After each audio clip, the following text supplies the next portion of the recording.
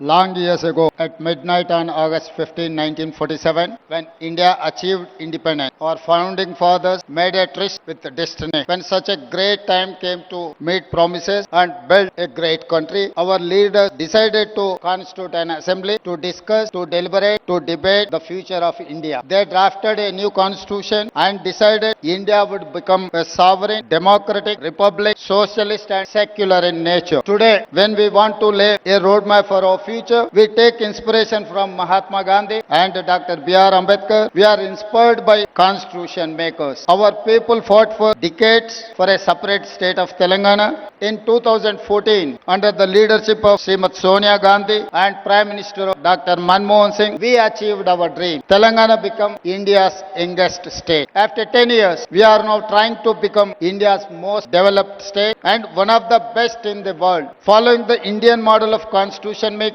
we decided to deliberate upon our future. We asked experts to tell us what we can achieve by 2047 when India will celebrate its 100 years of independence. This is how the dream of Telangana Rising 2047 was born. In our Telangana culture, when we wanted to do something great, it is important to take blessing from our God. Then we asked support of our people who told us their expectations, their dream. Then we took help from our officers. Then we asked help from experts in central government, then Indian School of Business, and finally Niti Aayog. My thanks to all of them for helping create this vision document. Today, as we begin our global summit, we feel fortunate that leaders from all sectors have come here. Business, corporate, policy, diplomat, government and experts. Today and tomorrow, we will keenly listen to all your ideas and feedback. As you know, Telangana is India's youngest state. It is full of exciting opportunities. Let me share the vision in brief. We want to become a $1 trillion economy by 2034 and a $3 trillion